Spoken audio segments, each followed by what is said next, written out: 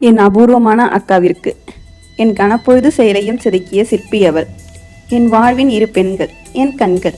ஒன்று என்னை சிலையாய் வடித்த என் அம்மா அழகி, மற்றொருவன் சிலையாய் இருந்த எனக்கு உயிர் கொடுத்த என் அக்கா அவ்வா. என் வாழ்வில் ஏதேனும் ஒரு சூழ்நிலையிலோ கடினமான நேரத்திலோ மட்டுமில்லை, என் வாழ்வின் ஒவ்வொரு நொடியிலும் நிறைந்திருப்பவள். அவளுக்கும் அவ்வாறே. நான் பிறந்த நாள் முதல் இன்று வரை நான் பார்த்து ரசித்து வளர்ந்த ஒருத்தி. முதல் நாள் மருத்துவமனையில் கைகளால் முகத்தை மூடி வெட்கப்பட்டு என்னை ரசிக்கத் தொடங்கியவள். அன்று முதல் இன்று வரை என்னை ஒரு இளவரசி போல் பாவித்து எனக்கு அனைத்து உறவுமாய் இருந்து என்னை நேசிப்பவள். என் தங்கை எந்த இடத்திலும் தவறு செய்திருக்க மாட்டாள் என சூளுரைப்பவள். 1000 உறவுகளாய் அவள் எனக்கு இருந்தும் நான் அவளுக்கு தரும் இடம் அப்பா. ஆம், அவள் எனக்கு அப்பாதான். நான் செய்யும் ஒவ்வொரு விஷயத்தையும் அணுவாய் ரசிப்பவள்.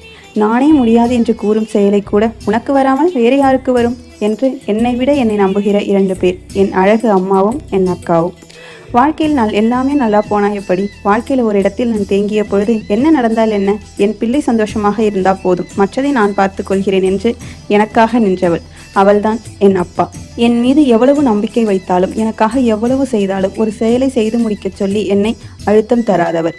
நான் அவசரத்தின் உச்சம், அவள் நிதானத்தின் உச்சம். இருவரும் சேர்ந்திருந்தால் உலகத்தில் ஏது அச்சம்? நீ எனக்கு அப்பாவாக இருந்த நாட்கள் அதிகம். நான் உனக்கு பிடித்ததை வாங்கித்தர ஏங்கிய நாட்கள் அதிகம். ஏதாவது ஒரு இடத்தில் உனக்கு தோன்றியிருக்கலாம் நான் உன்னிடம் உரிமையை எடுத்துக்கொள்ளவில்லை என்று. ஆனால் உண்மை, நான் உன்னை கஷ்டப்படுத்த விரும்பவில்லை. என் ஓவியம் உனக்கு ரொம்ப பிடிக்கும். ஆனால் என் முதல் ஓவியத்தின் தூரிகை என் நகமெனில் ஏடு உண்மேனே. என் கவிதைகள் இன்று நீ ரசிக்கலாம், ஆனால் நான் பார்த்து ரசித்த முதல் கவிதை நீ. என்றும் என் கண்களில் நிறைந்திருப்பவள். இன்று 1000 உணவுகளை நான் புதிதாக சுவைத்தாலும் உனக்கு 7 எனக்கு 3 என்ற வயதில் நான் வேண்டாம் என்று கூறிய தூதுவளை துவையலை நீ ஊட்டிவிட்டது இன்றும் என் நினைவில் இருக்கின்றது. மாங்காய், முருங்கைக்காய், உருளைக்கிழங்கு சாதத்துடன் கலந்து புதிய சுவையை அறிமுகப்படுத்தியவள் நீ இவ்வுலகத்தையும் தான். இவள் மேம்போக்கானவள் என்று கூறிய உற்றாருக்கு தெரியாது தங்கை விஷயத்தில் இவள் எப்படி என்று. உலகின் பார்வையில் சிறியவள்தான், இருந்தாலும் என் பார்வையில் பெரியவளாய் தெரிந்தவள் அவள். இன்று உலகின் பார்வையில் நான் பெரியவளாய் இருந்தாலும் அவள் கண்களுக்கு நான் குழந்தையே. பெண்ணியம், சமத்துவம், சமூகம், அரசியல் இவற்றை பற்றி விவாதிப்பதில் உடனிருந்து கரித்து பருமாறுபவள். அடக்கமானவள் தான், ஆனால் அவளின் இளவரசியிடம் யாரேனும் நெருங்கினால் மட்டும் சிறுவயது முதலே காலணிகளை விட்டு எறிவது, மாடியில் இருந்து தள்ள முயற்சிப்பது, கண்களால் எரிப்பது, முடிந்தால் மண்டையை உடைப்பது போன்ற சில வன்முறைகளையும் இழுக்க தயங்காதவள். இங்கு குறிப்பிட்டு இருப்பவை எதுவும் கற்பனை அல்ல, ரொம்ப பாசம்தான். ஏன் மேலதான், அவ உயிரே நான் தான் தெரியுமா? இந்த பாடல் நம் அன்பை என்றுமே உலகிற்கு எடுத்துரைக்கும். இவ்வளவு சொன்னாலும் அவளும் மனதளவில் குழந்தையே, என்னையும் விட. அவளுக்கு நான் இல்லாமல் வாழ்வில் எதுவும் அசையாது. ஊரே திருவிழா கோலம் போன்றிருந்தாலும் நான் சென்றால்தான் அவளுக்கு திருவிழா. எங்கள் அன்பில் அவளின் காதல் கணவரும் சற்று மிரண்டுதான் போவார், வியந்தும் கூட. நீ மட்டும் எப்படி இவ்வளவு அழகா ஓவியம் வரைகிறாய், மருதாணி போடுகிறாய், கவிதை எழுதுற, சாரி கட்டுற, குக் பண்ற என்று கேட்டுட்டே அம்மாவை கூப்பிட்டு பாருமா இவளுக்கு மட்டும் எல்லாம் வருதுன்னு சினிக்கிட்டே சொல்லுவேன். ஐயோ, அவ்வளோ அழகா இருக்கும். நான் வாழ்வில் தடுமாறும் போதெல்லாம் எனக்கே நான் யார் என்பதை நினைவூட்டுபவள்.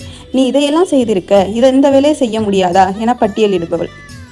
வாழ்க்கையை நம்மளை சற்று பிரித்து வைத்தாலும் தொலைபேசியை நம் பிரிவை உணர்த்த அடுத்த நொடியே உன் வருகையால் என் முகத்தை ஆனந்தத்தில் சிவக்க வைப்பாய். கூடவே நம் உரையாடல் முடிவதற்குள் உன் கைகளும் சிவந்திருக்கும் என் கைவண்ணத்தால்.